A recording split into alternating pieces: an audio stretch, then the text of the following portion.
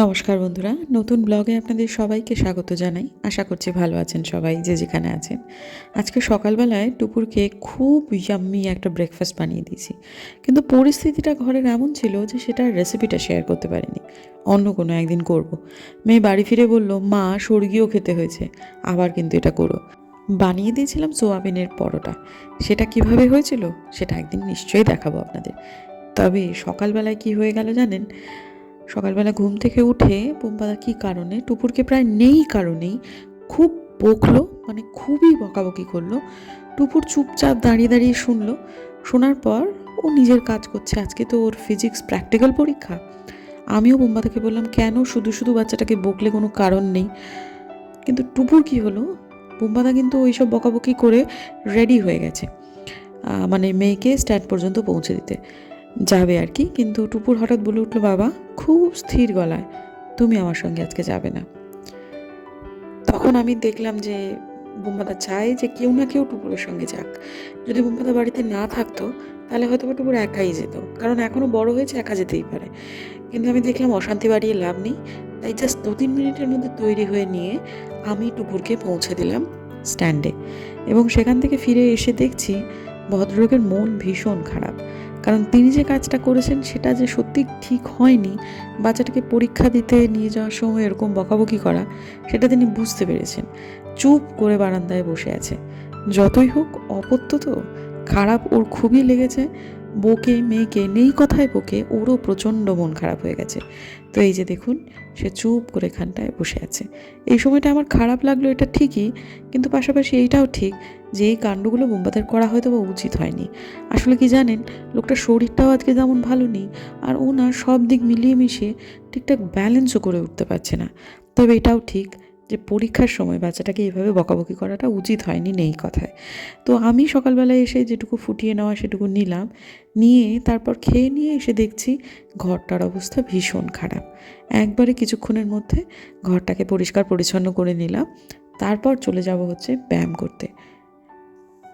তারপর আজকে আবার যেতে হবে বাজার, আমিষ বাজার করতে। 18 নম্বর ওয়ার্ডে ওয়ার্ড উৎসবের শোভাযাত্রা শুরু হয়েছে, বাড়ির সামনে দিয়ে যাচ্ছে, দেখি।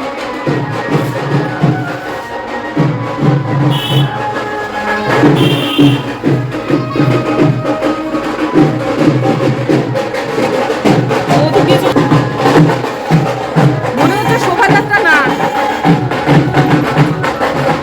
হ্যাঁ শোভাযাত্রা। এখন একটু টাকা পয়সা নিয়ে কনসিয়াস হয়েছি তো, তাই জন্য বাড়ি থেকে ব্যাগগুলো নিয়ে যাই। আগে এটা আমার খুব ভুল হতো, পুরনো বন্ধুরা জানেন। এমনি এমনি বেরিয়ে যেতাম বাজারে, গিয়ে পরে হয়তো 20 টাকা 30 টাকা দিয়ে ব্যাগ কিনতাম। এখন আর সেই ভুলটা সচরাচর আমার হয় না। তো এখন বেরোচ্ছি, হাঁটতে হাঁটতে সুভাষপল্লী বাজার পর্যন্ত যাব। একদিকে আমি বেরোলাম, আর একদিকে দেখি আলপনাদি এক গাদা বাজার নিয়ে ফিরছে। এটা আমার শ্বশুর মশাইয়ের নিচের বাজার। মাসকাবারি করা হয়েছে, কিন্তু তাও দেখছি প্রায় দিনই এটা ওটা সেটা আনতে আলপনা দিকে যেতে হচ্ছে। তো আমি টুকটুক করে হাঁটতে হাঁটতে চলে গেলেও আমিষ বাজার নিয়ে ফেরার সময় কিন্তু আমাকে হাঁটতে হাঁটতে আসা যাবে না। পথ কুকুরগুলো না বড্ড কীরকম কীরকম করে। তো এইখানটাতে দেখছি একখানা বেশ দোকান হয়েছে, তার নাম হচ্ছে এসো বাঙালি। পশ্চিমবঙ্গে এসো বাঙালি, যদি এসো বিহারি এসো মারোয়াড়ি হতো তাহলে নয় হতো। তবে বেশ মজা লাগছে ব্যাপারটা দেখে। এই দোকানে কিন্তু কোনো বিহারি বা অন্য কোনো ভাষাভাষীর মানুষরা একদম এন্ট্রি নেবেন না। এটা শুধু বাঙালিদের দোকান। দেখে বেশ ভালো লাগছে। তবে বন্ধু, এই যে জ্যাকেটখানা পরে গেছি, এত গরম, মনে হচ্ছে বাড়িতে এসে ফ্যানটা চালিয়ে দিই। তো সেটা অবশ্য আর করিনি, কিন্তু মনে হচ্ছিল এত গরম পড়ে গেছে, মনেই হচ্ছে না এটা মাঘ মাস। তো আজকে তো এমনিতেই আবার বৃহস্পতিবার দিনে তো আমাদের বিছানা চাদর টাদরগুলো বদলানো হয়। আর দেখুন দেখি কি পরিমাণ ফ্যানটা নোংরা হয়েছে। একদিনে এই ধরনের নোংরা তো নিশ্চয় হয়নি, কিন্তু এই মামুনি বা আমি না, আমার এই ভারী চেহারা নিয়ে ওপরে উঠে উঠে ফ্যান পরিষ্কার করতে পারি না। তাই জন্য মামুনির ওপর নির্ভর করতে হয়। আর এই কাজের জন্য ওর কাছে সে কবে থেকে ঘ্যান ঘ্যান করে যাচ্ছি, রীতিমতো অ্যাপয়েন্টমেন্ট নেওয়ার মতো ব্যাপার আর কি। তারপর আগে 2-3 সপ্তাহ থেকে বলছি, তো ও সময় হচ্ছে না। আর বৃহস্পতিবারগুলো যে সময়টা বিছানা চাদর তোলা হয়, সে সময়টা ওকে হয়তো হাতের কাছে পাই না, চটপট তুলে ফেলি। তা সেজন্য আজকে ওকে বলেছি, না তুই এগুলো আজকে করে দে। তো ও করে দিয়েছে মোটের ওপর। তো তারপর অবশ্য অনেকক্ষণ সময় কেটে গেছে। এখন এই যে বিছানা চাদর টাদর সমস্ত ঘর মানে ওপর নিচেও মিলিয়ে সব হয়ে গেছে। হয়ে যাওয়ার পর এই সময়টা মামনির উপর একটু খেঁচাকল হয়ে আছি, কারণ ও না ওর কাজটুকু সম্পূর্ণ না করে পালিয়েছে। তো বাচ্চা আছে ঠিক কথা, এই সময়টা রেগে গেছি, কিন্তু আবার যখন ভয়েস দিচ্ছি তখন আবার ওর দিকটা বেশ বুঝতে পারছি যে সত্যি তো বাচ্চাটাকে রেখে আসে। আর খুব দুষ্টু বাচ্চারা, জানেন তো, গাড়ি ঘোড়া এমন রাস্তায় চলে, এ বাচ্চা না বোঝে তেমন কিছু, মায়ের মন তো আনচান করবেই, কিন্তু সেই মুহূর্তে রাগ হচ্ছিল এটাও কিন্তু ঠিক। তো যা হোক, ঠিক আছে, আপাতত সে আমার ও যেটুকু করেনি সেটুকু করে নেওয়ার পর আমি নিচে নেমে এলাম। তারপর স্নান টান করার পর এবার একটা রান্না করব। চলুন সেইটাই বরং আপনাদের ভালো করে দেখাই। ওয়েট লস যে রেসিপিগুলো, সেগুলো মিনামাসি যতটা আমাকে সাহায্য করবে তার থেকে অনেক বেশি, যা বুঝতে পারছি, নিজে নিজে করে নেওয়াটাই অনেক বেশি ভালো। তো ঘরে যা যা সবজি মোটামুটি ছিল তার মধ্যে তো আমি লাল হলুদ বেল পেপার কিনেছি, ক্যাপসিকাম, টমেটো, ব্রকলি খানিকটা, পেঁয়াজ, মটরশুঁটি, এগুলো দিয়ে মোটামুটি এগুলোকে আমি স্টিমে বসিয়ে দেবো। প্রথম কথা হচ্ছে, রান্নাটা কিন্তু খুব কমন রান্না, এটা যারা ওয়েট লস করে তাদের জন্য খুবই কমন একটা রান্না। তো এখন কি হয়েছে, আমাদের না একটা ক্যালোরি বাজেট থাকে। আমার সে ক্যালোরি বাজেটটা হচ্ছে 1400 কিলো ক্যালোরি। আমার যে ডায়েটিশিয়ান তিনি আমাকে বলেছেন, ঝিনুকদি, প্রয়োজনে 100-200 বাড়াতে পারো, কিন্তু কমাবে না, কিন্তু তাহলে উল্টে পড়ে যাবে। কিন্তু বাস্তব হচ্ছে আমার আমার কিন্তু সে অর্থে যে বিশাল রেসিপি আছে তা নয়। ও আমাকে কতগুলো জিনিস বলে দিয়েছে যে এইগুলো প্রত্যেক দিন খাবারেতে লাগতেই হবে। সেগুলোর মধ্যে আমাকে নিজে নিজে করে কিছু রেসিপিও দিয়েছে ঠিক কথা, কিন্তু এই রেসিপিটাও দেয়নি। বলেছে তুমি অনেক দিন ধরে এইসব জিনিস ট্রাই করছো, তুমি নিজের শরীরকে মোটামুটি চেনো, তাছাড়াও আমাকে সাহায্য অবশ্যই করছে, যেহেতু প্রফেশনাল হেল্প নিয়েছি ওর আমি, কিন্তু এই রেসিপিটা আমার অবশ্যই সে অ্যাপ্রুভ করেছে। এখন কি হয়েছে, আমি একটা জিনিস আমার বুঝতে পারছি, সেটা হচ্ছে আমার না ভাত খেতে গেলে একটা প্রবলেম হচ্ছে। ভাত খেতে গেলে মানে আমি শুধু মুখে তরকারি খেতে আমার খুব একটা ভালো লাগছে না। এটা আমরা না এই অভ্যস্ত নই এই জিনিসটাতে। তাতে কি হচ্ছে, ভাতটা রিফিল করছি মাঝে মধ্যে, এটাতে হয়ে যাচ্ছে সমস্যা। আজকে সকালবেলাতে যেটা হয়েছে, আমি জলখাবারে খেয়েছি একটা মালপো আর একটা হচ্ছে পাটিসাপটা। তাতে কি হয়েছে, মালপোয়ায় আমার মোটামুটি 220 ক্যালোরি, আর পাটিসাপটায় প্রায় 100 ক্যালোরির বেশি। তাতে কি হয়েছে, এক গাদাখানে ক্যালোরি ভেতরে ঢুকে গেছে, কিন্তু পেটটা সেরকম অর্থে কিন্তু খুব একটা ভরেনি। কিন্তু তাই বলে আমি কি এগুলো খাবো না? নিশ্চয়ই আমি খাবো। আমাকে আমার ক্যালোরি বাজেটের মধ্যে রেখে ক্যালোরি হিসেব অনুযায়ী খেতে হবে। এখন আমি এতগুলো বেশি খেয়ে নিলাম, আমাকে তারপরে অবশ্যই সেটাকে ব্যালেন্স করতে হবে। কিন্তু দেখুন, শুধু সেইটুকুই কিন্তু জলখাবারে আমি খাইনি, তারপরেও অতিরিক্ত খেয়েছি যেটুকু, সব মিলিয়ে মিশিয়ে আমার প্রায় 450-500 ক্যালোরি কিন্তু ব্রেকফাস্টে খাওয়া হয়ে গেছে। এখন আমাকে এটা খাওয়ার উদ্দেশ্য হচ্ছে যে আমি তো আর ডিনার করব না, কিন্তু বন্ধুরা, খিদে পাওয়ার একটা সমস্যা কিন্তু থাকবেই। তাই জন্য এমন কিছু খেতে হবে যেটা পেটটাকে দীর্ঘক্ষণ ফুল রাখবে। তো যেটা আমি দেখাচ্ছিলাম, যে প্রথমে কিন্তু আমি স্টিম করে নিয়েছি ওই লাল বেল পেপার, তারপর হলুদ, ক্যাপসিকাম, এগুলো সব, তারপর ব্রকলি, এগুলো পরে দিয়েছি কাঁচা লঙ্কা, পেঁয়াজ আর টমেটোটা। এগুলো তো অতক্ষণ স্টিম করতে হয় না, সেই জন্য। তো এখন কি শুধুই আমি সবজি সেদ্ধ খাবো তা নয়, আর এটা মিলিয়ে যে পুরো যে মিলটা হচ্ছে, সে মিলে কত ক্যালোরি আছে জানেন? এটাতে আছে মোটের ওপর 750-র উপর ক্যালোরি আছে। কিন্তু কি হচ্ছে, জিনিসটা অনেক বেশি হেলদি, এবং পেটটা এমন ভরা থাকছে যে রাত্রির 12টা-12:30 পর্যন্ত যদি মানুষ জেগে থাকে, পেটে আর কিচ্ছু দিতে হবে না। অবশ্যই আমাদের সেডেন্টারি লাইফস্টাইল তো নয়, আমরা অ্যাক্টিভ মোটামুটি, সংসারে কাজটা কম কাজ নয়। কাজেই এটা খেয়ে নিলে পরে ব্যাপারটা আমার খুব সুন্দরভাবে, যেমন ওই ধরুন 1300-1350 ক্যালোরি দিয়ে হয়ে যাচ্ছে, এবং আমার ক্যালোরি বাজেটটাও ঠিকঠাক থাকছে, পেটটাও পুরোপুরি ভর্তি থাকছে, এবং খুব ভালোভাবে আমার দিনটা কেটে যাচ্ছে।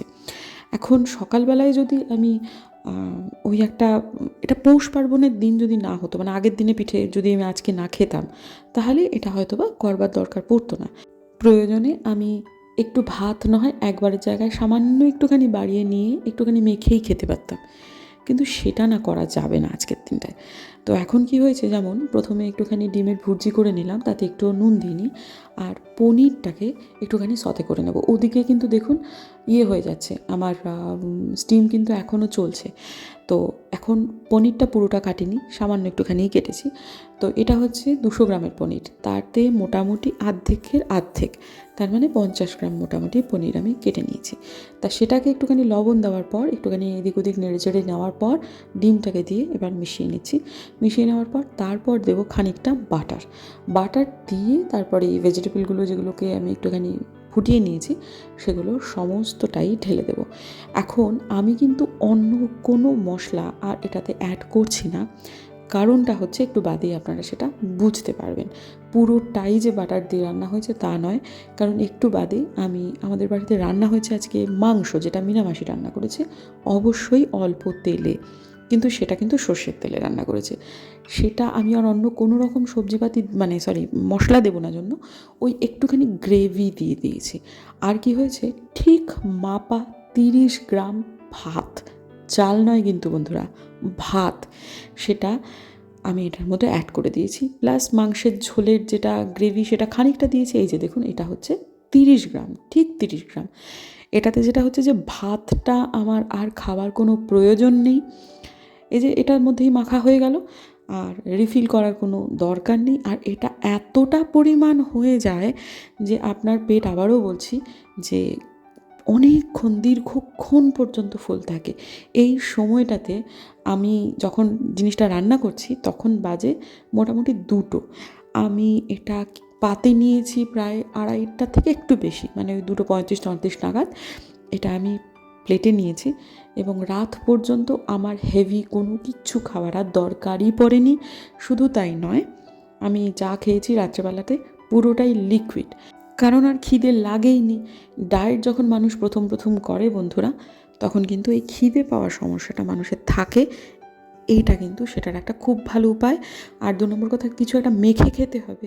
ভাত মেখে ডাল খেলাম, ভাত মেখে বেগুন ভাজা খেলাম, ভাত মেখে মাংস খেলাম, দরকার নেই, সব একসাথেই হয়ে গেল। সব মিলিয়ে 750 ক্যালোরির মতো হয়েছে। তবে দুর্ভাগ্য যে আমি সবটা খেতে পারিনি। প্রোটিন প্রায় 45 গ্রাম এবং বাকিটাকেও মোটামুটি মিলিয়ে মিশিয়ে যা যা দরকার ছিল আমি এখন অত ভয়েসে বলতে পারছি না। যদি ওয়েট লস করতে হয়, এমনভাবে করতে হবে যেটা মোটামুটি সাস্টেনেবল ওয়েতে আমাদের ওয়েটটা লস করাবে। র্যাপিড ওয়েট লস আমি চাই না, যার ফলে এটা আমি করেছি। আর দেখতে কেমন হয়েছে অবশ্যই জানাবেন। শুভ সন্ধ্যা বন্ধুরা। দিনের বেলার পরে এখন আপনাদের সাথে আবার কথা হচ্ছে। মাঝখানের সময়টা আর ব্লগ করিনি, টায়ার্ড লাগছিল, ঘুম পাচ্ছিল। আমার ডায়েটটা এমনি ঠিকঠাক চলছে, কিন্তু আজকে আমার ডায়েটে না ফলটা সেরকমভাবে ছিল না। মানে কি আমি খাইনি, একটু গন্ডগোল হয়ে যাচ্ছে। আমার একটু ফলটা রাখতে হবে, নাহলে অনেক দিক থেকে সমস্যা হয়ে যাচ্ছে। সবটুকু নিজের লড়াই তো, ভালো লাগে না মাঝে মাঝে, কিরম যেন একটা মনে হয় যে কেউ যদি একটু মুখের সামনে ধরে। এমনিতে মুখের সামনে ধরার লোক নেই তা না, যথেষ্ট আছে, কিন্তু কি হয় ওই আর কি, মাঝে মাঝে মনে হয় একটু মা, যেরকম আমি যেমন টুকুরকে প্যাম্পার করি, তেমন একটু মাও যদি আবার একটুখানি বলে, কেটে তুই ফল খাবি না, একটু কেটে দেবো নাকি, এই যে এইগুলো মিস করি আসলে, বোঝানো যাবে না আর কি কাউকে।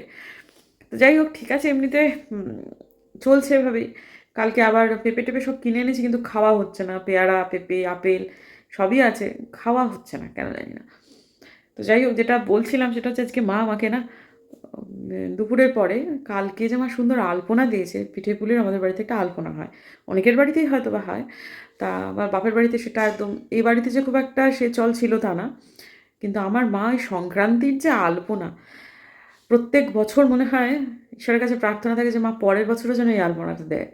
এবছর যে ঠাকুর আমাদের কথা শুনেছেন এবং আলপনা যে মা একই রকমভাবে দিয়েছেন এবং সেটা ফটো পাঠিয়েছেন, সেটার জন্য আমরা খুব খুশি। আবার ভগবানের কাছে সেই একই প্রার্থনা যে পরের বছর যেন এই আলপনাটা মা আবার দিতে পারেন এবং আবার যেন আমাদের এরকমভাবে ফটো পাঠিয়ে বলেন কেমন হয়েছে।